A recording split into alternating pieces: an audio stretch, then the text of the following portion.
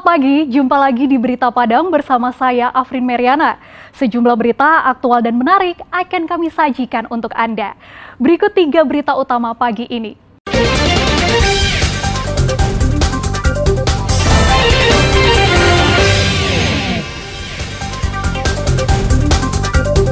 Polisi tangkap para perampok pedagang emas di Riau.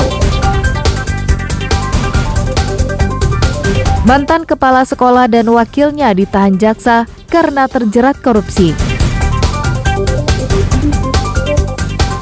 Ponton menjadi alat transportasi utama untuk penyeberangan warga Sikilang menuju pusat kecamatan Sungai Awur.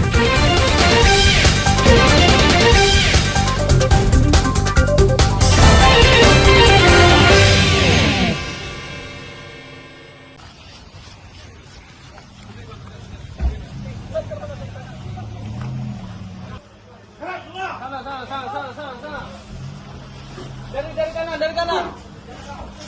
Pak, masuk dulu, Pak. Masuk.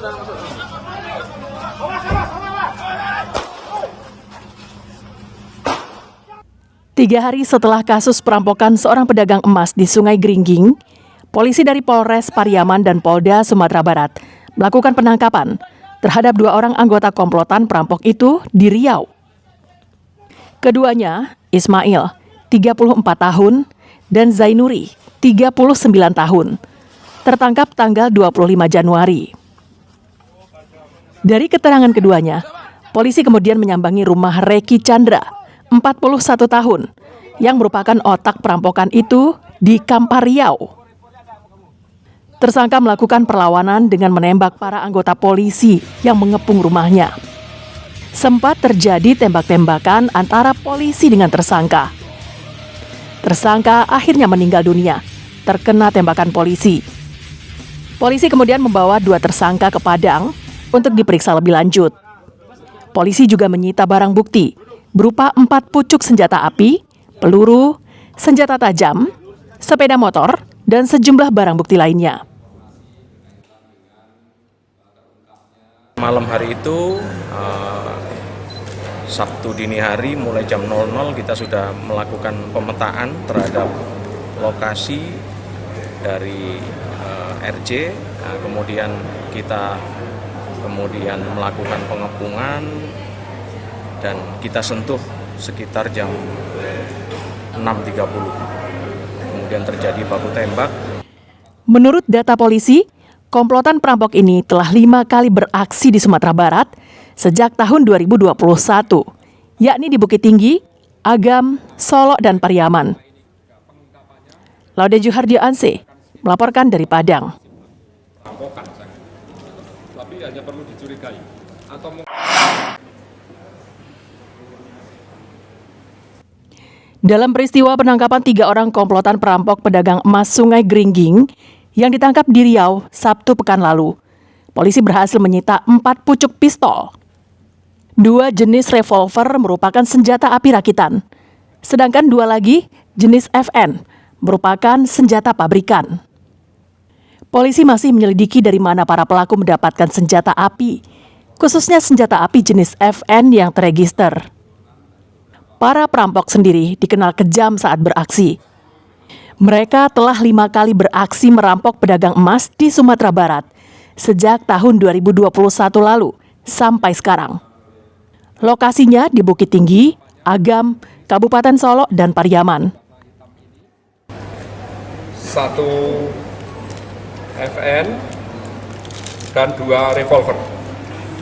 Ya ini 2 revolver. Ini 3 ini ditemukan di rumah tersangka.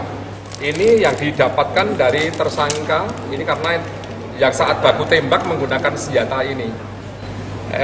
RC menggunakan senjata ini dengan 2 magazin. Berdasarkan catatan polisi, para perampok ini beraksi lintas Sumatera. Artinya, tidak saja di Sumatera Barat, tapi juga di provinsi lain di Sumatera. Dan sasarannya selalu para pedagang emas. Laude Juhardio Anse melaporkan dari Padang.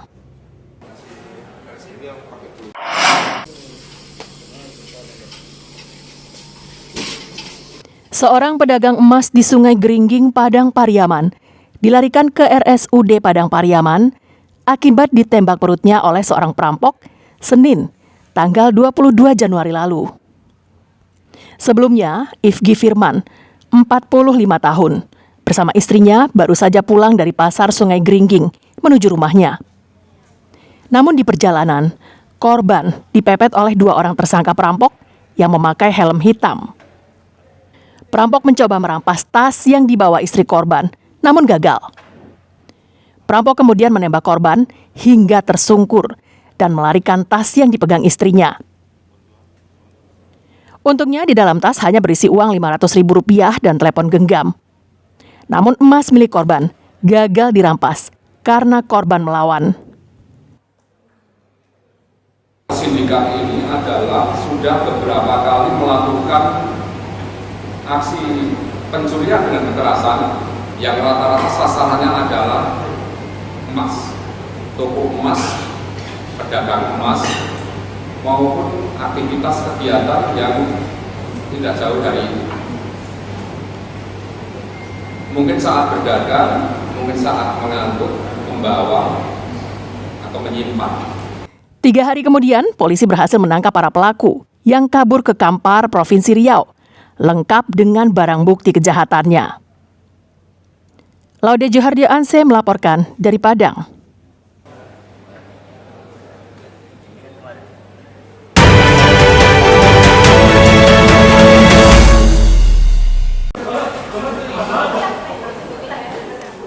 Untuk mengatasi berbagai kendala yang mungkin terjadi saat pencoblosan, Panwascam 6 Lingkung Padang Pariaman melakukan simulasi pencoblosan yang diikuti oleh 65 pengawas TPS.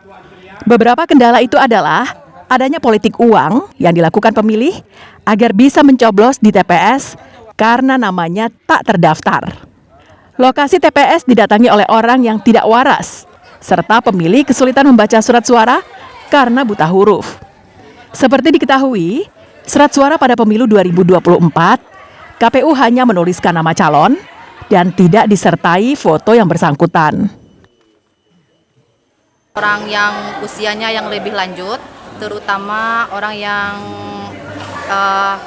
sulit dalam membaca atau mengetahui nama-nama caleg yang pengen dia coblos, karena banyaknya anggota dewan yang terdapat dalam surat suara tersebut dan tidak ada pula foto atau gambarnya. Untuk mengatasi berbagai persoalan ini, Panwascam membekali 65 pengawas TPS-nya dengan pelatihan pelaksanaan pemilu agar bisa menyelesaikan masalah yang terjadi saat pencoblosan.